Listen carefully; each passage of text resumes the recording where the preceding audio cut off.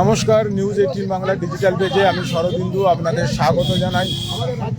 এই মুহূর্তে আমি রয়েছি বর্ধমানে জেলা শাসকের অফিসের যে এসআইআর শুনানি কেন্দ্র সেখানে, এবং এখানে আজকে দেখা মিলল মহাত্মা গান্ধীর।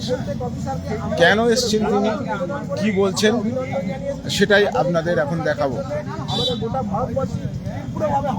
আপনারা দেখছেন বর্ধমানের এখানে এসছেন মহাত্মা গান্ধীকে দেখা যাচ্ছে।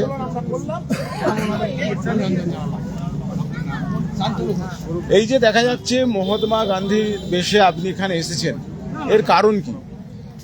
এসআইআরে যেভাবে গোটা ভারতবর্ষে মানুষগুলোকে হয়রানি করে অতিষ্ঠ করে তুলেছে গণেশ কুমার নামক এক ব্যক্তি, এবং তার পিছনে যার হাত নরেন্দ্র মোদী তথা বিজেপি সরকার এবং রাজ্য সরকার সহযোগিতা করে চলেছে, এর ফলে আমাদের রাজ্য তথা গোটা ভারতবাসী যেভাবে হয়রানি হয়ে চলেছে, তাতে আমরা অনুভব করছি মহাত্মা গান্ধীকে। মহাত্মা গান্ধী আজকে থাকলে হয়তো তিনিও আজকে রাস্তায় নামতেন, তার অনুভবটাকে আমরা উপলব্ধি করেছি। তাই আমরা গান্ধীজি সেজে আমরা এই এসআইআর এর শুনানি কেন্দ্রে ডিএম অফিসে এসে আমরা প্রত্যেক অফিসারকে, যে সমস্ত অফিসারের মাধ্যম দিয়ে গণেশ কুমার শক্তিশালী হচ্ছে, তার কর্মকাণ্ড আরও প্রতিষ্ঠিত হচ্ছে, তাদের হাতে আমরা একটি করে গোলাপ ফুল নিবেদন করে আমরা আমাদের এই প্রতিবাদ জানিয়ে এলাম। আমরা ওনাদেরকে অভিনন্দন জানিয়ে আমাদের প্রতিবাদ জানালাম। কোনো রকম বাজে ব্যবহার না করে, কোনো রকম বাজে কথা না বলে, গান্ধীবাদী নীতিতে বিশ্বাস করে, গান্ধী পদ্ধতি অবলম্বন করে আমরা প্রতিবাদ জানিয়ে এলাম। কি বললেন, তাদের রিয়াকশন কি দেখলেন? তাদের রিয়াকশন, কেউ কেউ হেসে, কেউ কেউ নীরব থেকে, কেউ কেউ হয়তো ফুল নিতে চাইছেন না। গান্ধীর হাত থেকে ফুল নিতে তাদের কোনোভাবে সংকোচ হচ্ছে, কারণ তাদের হয়তো রক্তে, বর্ষের রক্তে আছে হয়তো, তাই হয়তো আজকে গান্ধীর হাত থেকে তাদের ফুল নিতে কিছুটা সংকোচ বোধ হচ্ছে।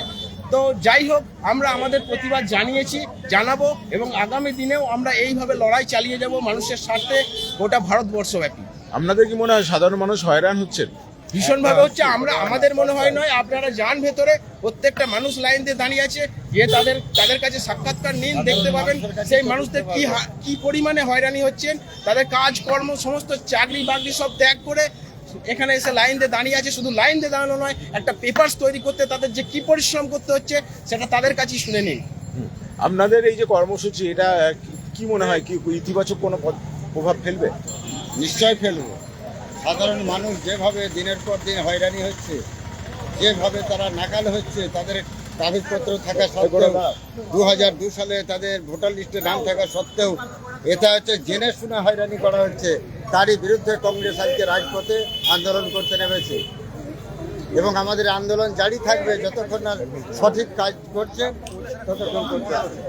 দেখতেই পাচ্ছেন মহাত্মা গান্ধীকে, তিনি একেবারে রাজপথে এসে দাঁড়িয়েছেন শুনানি কেন্দ্রের বাইরে। তাকে দেখা যাচ্ছে সাধারণ মানুষের সঙ্গে তিনি কথা বলছেন, পাশাপাশি তিনি ফুল তুলে দিলেন যে এসআইআর এর কাজে যুক্ত কর্মীদের, এবং তিনি লাঠি হাতে দাঁড়িয়ে রয়েছেন এবং সাধারণ মানুষের সঙ্গে কথা বলছেন। আমরা একবারে অন্যরকম একটা দৃষ্টান্ত দেখলাম বর্ধমানে নিউ কালেক্টরেট বিল্ডিং এর সামনে যে শুনানি কেন্দ্র, সেখানে মহাত্মা গান্ধী বেশে একজনকে দাঁড়িয়ে থাকতে দেখছি। তিনি ফুল তুলে দিলেন, পাশাপাশি তিনি যেটা করলেন যে যারা এই কাজে যুক্ত তাদের হাতে ফুল তুলে দিয়ে অন্যভাবে প্রতিবাদ জানালেন। কি বলবেন, এই যে বর্ধমানে দেখা গেল মহাত্মা গান্ধী শুনানি কেন্দ্রে দেখা গেল, কি বলবেন? দেখুন, আজকে দিনের পর দিন ধরে মানুষকে হয়রানির আজকে একটা চরম পর্যায়ে পৌঁছে গেছে। এই শুনানি একটা প্রহসনে এক প্রকার পরিণত হয়েছে।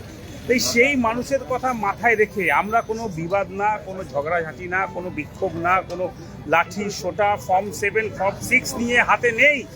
আমরা আজকে গোলাপ নিয়ে, গান্ধীজি স্বয়ং আজকে গোলাপ নিয়ে এখানে এসছেন, যাদের টেবিল থেকে আজকে ন্যায্য ভোটারদের শুনানি যাচ্ছে, বাড়িতে লিস্ট যাচ্ছে, নোটিশ যাচ্ছে, তাদের হাতে গান্ধীজি এবং আমরা আজকে গোলাপ তুলে দিলাম যে আপনারা যেভাবে মানুষকে হয়রানি করছেন তার জন্য আজকে আপনাদেরকে অভ্যর্থনা জানাই। এইভাবেই আপনারা জ্ঞান শেষ কুমারের আপনারা দালালি করুন, আপনারা জ্ঞান শেষ কুমারের নেতৃত্বে এইভাবেই কাজ করুন। তাই গান্ধী নীতিতে বিশ্বাস করে আজকে আমরা এই আন্দোলন সম্পূর্ণ করলাম। এটা কাদের পক্ষ থেকে এই আন্দোলন করা আমরা হলো? পূর্ব বর্ধমান জেলা আইনজীবীর পক্ষ থেকে আমরা এই আন্দোলন। এবং এর কি কোনো প্রভাব পড়বে বলে মনে হয়? দেখুন, যেভাবে কেন্দ্রীয় সরকার চলছে, যেভাবে আজকে ইলেকশন কমিশনার যেভাবে কাজ করছে, যদি এদের গন্ডারের চামড়া হয় প্রভাব পড়বে না। এবং সব থেকে দেখার বিষয় হচ্ছে যে ইলেকশন কমিশন সাধারণ মানুষের জন্য কাজ করছে না, তারা এক প্রকার হয়রানি করছে এবং বিজেপির হয়ে দালালি করছে। তারই আজকে প্রতিবাদ জানিয়ে আজকে আমাদের এখানে আসা। কি দেখলেন আপনারা? কেমন এই যে যারা শুনানিতে এসছে তারা কিভাবে নিলেন ব্যাপারটাকে? যারা আছেন তারা আমাদেরকে সাইড করে দিচ্ছেন। আমার সব থেকে ভালো লাগলো যারা লাইন দিয়ে শুনানি ঘন্টার পর ঘন্টা দাঁড়িয়ে আছে, তারা আমাদেরকে ওয়েলকাম করছে যে আপনারা আসুন, আপনারা এই ঘরে যান, দরজা খুলে দিচ্ছে।